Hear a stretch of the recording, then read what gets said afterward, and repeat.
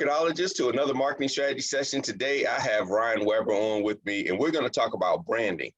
We'll talk about getting in front of the right people with the right message. And so he and his team actually help companies do that. They're out of North Carolina, and they help you get in front of people on different platforms. And you might not know, but there are different things that you need to know when branding yourself, depending on the platform that you're on. So Ryan, thanks for coming on the show. Absolutely, man. I'm glad to be here. Great. So, we use the word branding in so many different ways nowadays, but when it comes to branding companies, what are some of the first things that a company should think about when, just in branding in general? So there's a couple of things that I really focus on, and one with branding is the consistency. So you've got to have your clear, consistent message, clear, consistent colors, fonts, logos, and, especially these newer businesses that start out, they get really excited about, getting to do whatever they want because they have nothing holding them back. But the more consistent you can get, what I want people is to be able to see a color and resonate that with your business because they see it so much with your business. And that's how you can kind of start building a brand that people resonate with and recognize just in those local markets specifically. Okay. So like Coca-Cola Red. Yeah. Coca-Cola's red, they even patent that. That's near red. Yeah. And so, you get a lot of businesses where they want to have multiple different logos or 15 different types of logos. And it's like, that's fine, but no one's ever going to recognize your main logo, or no one's ever going to recognize your main font or color. So try and get consistent with that every single time you post something, you do something, you wear something. It's always very, very consistent. And now it's recognizable for your business. Okay. So, I know with big corporations, they have their style guides. They have sheets with everything. I remember one time, one of my clients used to drive me crazy. It was E-Trade. And they had a special way to write E-Trade with special font. And the font, the word E-Trade is actually two different fonts. It's not all one font. So whenever you write up any documents and send to them, you would have to write it with the two fonts. Do you know how long it takes to write a document that every time you get to the word E-Trade, you had to write it a special way with special fonts? Man, but that's how detailed they were. It was down to that. Yeah. And when you start looking at those big corporations, that's what they do. And that's how they build these brands that are recognizable globally. And for a small business, you get excited, but if you want to mimic what people have been doing successfully, that's what it is. And if you can do that on a small local level, you're going to be very, very successful. Cool. So what's the difference between the different platforms? So, we see the different content out, images, videos, all kinds of different ways people are putting things out. But a lot of companies like to put out the same thing across all platforms. What's the differences when you're branding yourself across different platforms? Well, I mean, think about just restaurants or any place you go. Each place that you visit, you expect a different thing. You don't want to have the same thing every single time you go to the same place. If you go to Facebook, you go to Facebook to get a certain thing. Typically, Facebook, you're going to those personalized groups, mommy groups, local groups, and you're trying to connect with people on kind of that personal level. That's where typically the older generation gets to go see pictures about their grandkids. And so that's what Facebook's really good for. So when you're thinking about creating content, you're trying to relate to those types of people. Now, if you created something for Instagram that was quick, flashy, snappy, you've got the 3-second attention span on Instagram, and then you post it on Facebook, it's probably not going to do as well. Okay. And vice versa on YouTube, where you have people wanting to watch longer form content, how-tos, almost like a TV show. Like people will turn on YouTube and watch it as their TV platform.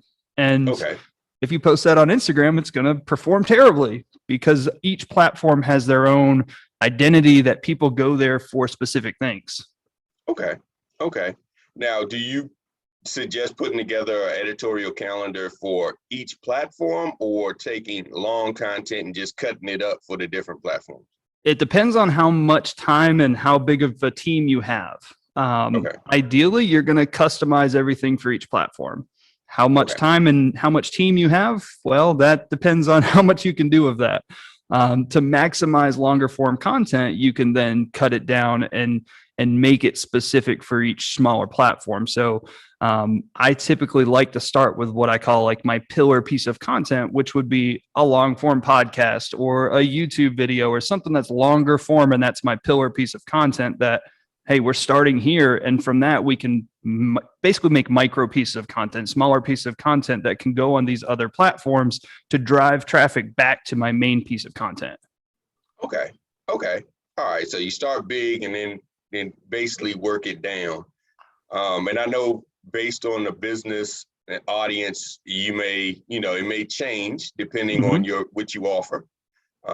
So like if you're, let's say, in the health and fitness, or you're into something like makeup, you might do more Instagram because it's more visual and pictures and so forth. But in a general case, you'll look at something longer and then you'll work your way down. It's just it's easier. You can get more bang for your buck that way. And I typically work with businesses kind of $3 million and under. I don't like working with the larger businesses. It's just not my specialty. I like the smaller, more personalized touched. And so if we can create one thing that's longer, I can then create 10 things off of that one time that we're together recording a video. Okay. Okay. Now, in the longer content, how does live streams go into that? I mean, now everybody wants to live stream, but a lot of the live streams aren't, I guess you would say, professionally produced. It's more just camera and go. Yeah. I mean, and that's kind of getting into how professional do you want to look? Like appearance goes a long way. And I say that as I'm not looking the greatest because we just had this whole beautiful setup and then, of course, Zoom didn't want to work. But, we have right now, I mean, I've got $6,000 set up right here just for our live streaming because when I do Zoom calls, I want to look the part. I want people to say, oh my gosh, if that dude can look like that on a Zoom call, imagine what I would pay him for. Yeah. And so same thing with people's in their business. If you're putting out a iPhone Zoom or an iPhone live stream, that's fine. It works. It gets your message across. I'm not saying it's bad, but just imagine if you were doing something highly professional, if you sell a higher end product and you make it look 2 or 3 cameras, actual cameras, good audio, someone's going to look at that and say, man, I want to pay that person a higher price because I can see that the money goes into, whatever they're producing. Yeah. And that brings me to another point. I mean, we had a good chuckle earlier with the setup and getting ready for this show. And, I would say this in I guess you would say dumbness. How important is it to have a backup when you're doing the production? Well, that's rolling with the punches. That's owning a business because you never know what's going to happen. Yeah. I mean, I got here an hour before our meeting to get everything set up. I had it set up. I tested it with, my video producers over here, and I tested it on my own Zoom call with him. He's like, man, you look great. It sounds great. Awesome. I'm like, yes, we're going to look really good. We start and my screen's black and I'm like, where's my camera? So immediately we just switch over to the camera on the computer and it's like, it doesn't sound as good as I want it to, but still, you can't just not do it. In my opinion, something's better than nothing. Done's better than perfect. Yeah.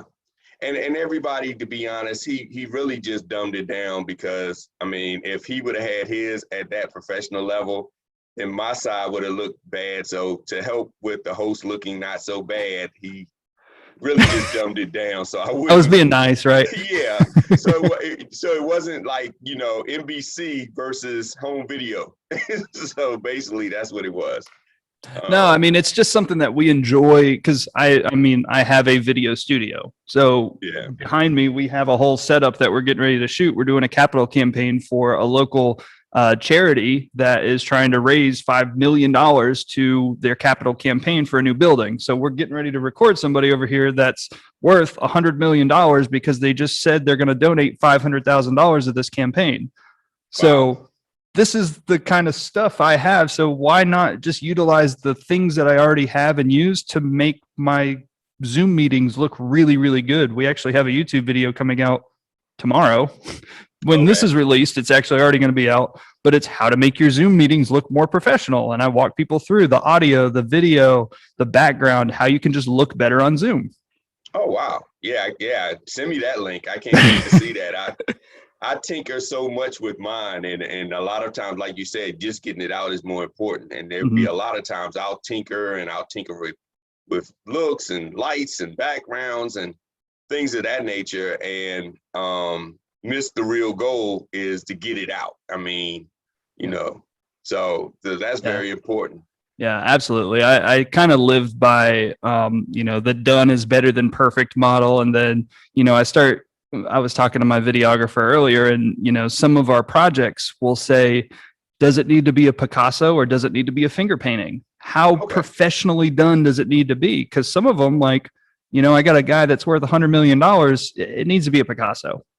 But some of them, that's a YouTube video that I'm producing. Like, I know what I need to put out. I need it out there. It just needs to be a finger painting. If it's not perfect, I don't care. Just get it out there. It's more important to get the information out there to help people. And that's another thing that I want to bring up. There are some pieces of content that do very well that are poorly produced. And I know when I consult bigger corporations with bigger budgets and bigger resources, it drives them crazy because they've got a person that's like shooting it from their cell phone. They've got all these views, all this attention, and they're like, wow, that's not, really even a good piece of footage. And I was talking with a guy that he's worked with, I think Nickelodeon, and he was saying, it was Nickelodeon. He was saying that he had all the professional cameras to shoot the show, but when they're in the tube, he was using his iPhone. And they like the iPhone footage more than the professional footage. But you're looking at an audience that, children, they're used to seeing iPhone type of material. How do you kind of figure out what's the best voice, I would say, for lack of a better term, for a company? Well, and that's what I talked to the business owner for. What is their goal? Who's their target audience? Who's the intended purpose? How are we going to distribute this piece of content that we're creating? Because all of that goes into how it's going to be shot. I've actually talked to a couple of my big video company friends that, they'll do $30,000, $40,000 videos. And some of these massive companies that have hired them, Nike, and they said, actually, we just want you to use the phone. Like, just go out and shoot this on your phone. But we're going to hire you because we know your video talent, but we need it shot on an iPhone. And it's like, wow, like I have a $50,000 camera, cinema quality, should be on Netflix, but you're preferring my iPhone and that's what you want. Wow. So it just all depends on how it's going to be distributed. What's your target audience going to be most attracted to, and what's going to look the most natural for them to want to consume that piece of content. Okay. Now, I know this is the $1 million question that all the business owners are going to want to know, and that is, well, I would say the business owners and the producers, what is the backpack that you bring with you? What are the things that you need to bring with you when dealing with a professionally produced video team? We only need 3 things, really. I bring a camera, good video camera. It's nothing crazy. I have the Sony A7S III that we use. Like we use and abuse it. It can take photos, 12 megapixel photos. Great for social media. It's nothing that's going to go on a billboard, but we do social media. It's content. A good lens. I bring a light because lighting is more important than the camera. And oh, wow. Oh yeah, absolutely. And then audio. So if you look at importance, lighting is most important, audio is second most important, and camera is the least important. Okay. That's all we Wow. need. Wow, that's an interesting menu right there. I mean, you would think that the first thing everybody would say is the camera. Well, I have to have this Red Dragon. I have to have this, that camera, but wow, lighting and then Yeah. audio. Yeah, so Okay. we've gone from all of our cinema cameras down to a smaller setup just because we can do things quicker, we can produce it faster, we can shoot more, it's less conspicuous, we don't have to get questions asked of what we're doing, and so it actually has worked out better for us to go down to a smaller camera over the $15,000 cinema cameras. Wow. So no more of the cameraman looking like a news crew holding this big thing on his Nope. shoulder. Nope. Wow. And then Yeah, when no, I the mean, it's a very, very simple setup for us to be very, very successful. okay. But understanding how important audio is, people will ignore a bad quality video if they can listen to it. Mhm. Because a lot of times you'll just put your phone down and listen if it's really, really good audio. But if you have a really, really high produced video and the audio is terrible, you're not going to keep watching. Okay. That makes sense. That So makes I a look lot at of the sense. audio as very, very important. And then the camera doesn't matter as much as if you understand how to light your subject and make the light appealing to the video. And then really it's the camera's just the tool to capture it. Okay. Okay. Well, cool. That's how people can get away with the phone versions of Absolutely. wow. Wow. And then when somebody is coming to you, what is the thing that they should have in their backpack? What do you tell them? Bring with you, like we talked about style guides, bring with you these things so we can put it together. Yeah. So the first thing I always talk to these people that I work with about like a video that we're doing is you have to know who specifically you're talking to and what you're specifically saying. Everything is super, super specific. You can't go Mhm. broad. We're not trying to go wide. We're trying to get as in depth and deep as possible on one subject and one Mhm. person. Like I want it to be like your neighbor Jeff. You are Mhm. talking only to Jeff for this whole video because there's 700 other Jeffs out there that want your service. Okay. Okay. Because it's going to make them much more relatable and much more charismatic for that one person. And then make another video for Susie because Susie and Jeff have different problems. You're going to talk to them completely different. So Okay. I'd rather make more specific videos than one really broad video for everybody. Okay. And do y'all work on a script beforehand I don't or script. No scripting. okay. I No want it. script. I want it from the heart. I want you to roll with it. I want to hear your normal, how you would normally sound, because if you script it, you're going to sound like a robot, in my opinion. Okay. I want some personality. I want some feelings. I want to hear from the heart. And people will definitely feel that. Okay. And I've been hearing that a lot. I mean, in a lot of the interviews, I've been hearing, being authentic, being, just you. And I We know actually when it, don't cut out the uhs and ums a lot because I want them to see like this is a human. This is a normal person just like you. okay, wow. You know how hard that is to do when you're trying to do it? Oh, You know, yes. it's like, it's funny because when you're not thinking about it, it's easy. But when you're trying to be, I guess you would say real, Mm-hmm. it's hard. And that's what I think what companies struggle with when you're used to being a machine and you got these YouTubers and these kids that do it so well and they're not even trying. It's because they're just doing it for the camera, doing it for the, whatever social platform. And the company's like, okay, so we've got this professional actor, but we want you to act normal. Yep. And the professional actor's like, what's my motivation? What am I supposed to be doing? It's like, just act normal. Okay, so what's the scene? Act normal. That's good. Yeah. So Just act that's normal. important. Yeah. It's hard to act normal when the camera's on, Yeah. especially when you're trained to change your personality once the camera's on. the biggest compliment I feel like we get anytime we work with a client, no matter if it's on camera, just doing anything, just any marketing we do with them is, man, that was really easy. That wasn't hard.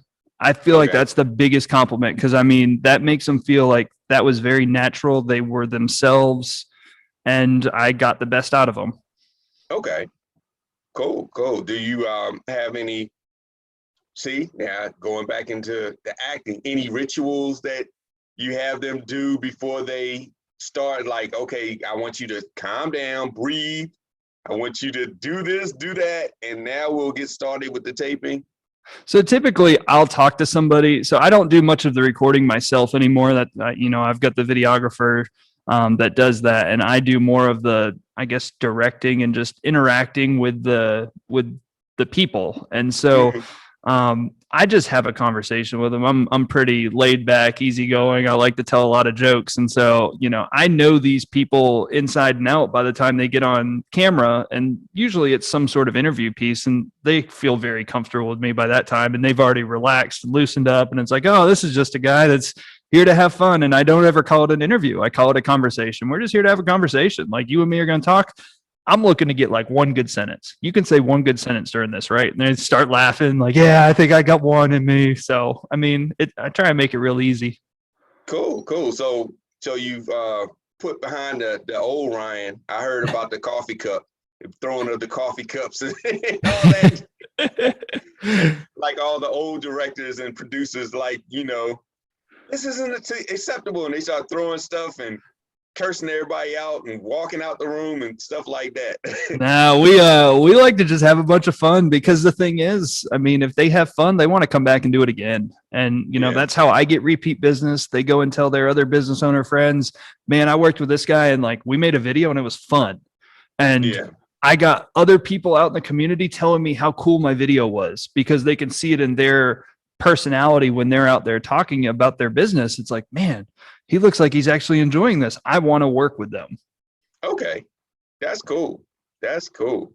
Well, everybody, if you're looking to get your video shot, reach out to Ryan Weber Marketing. He told me that he put down the coffee cups. There's no more ranting and throwing things. And, it's just a conversation. And, I hope that you learned a little bit about how to produce your content. And, it's not as easy as people think, but it's not as difficult as people think as well, because Exactly. it can be done.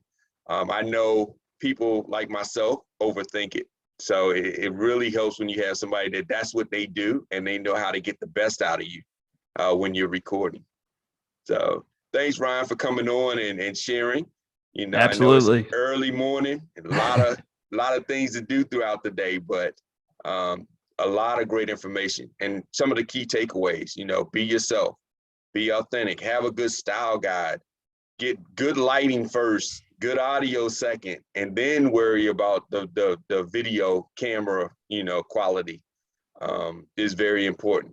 And that's things I think they'll take away some of the myths that we've been thinking it goes into when it comes to creating video content. Yeah, for sure. I 100% agree. Cool. Well, everybody, we'll see you on the next marketing strategy session, and I hope you have a productive day. Thanks, Jeff.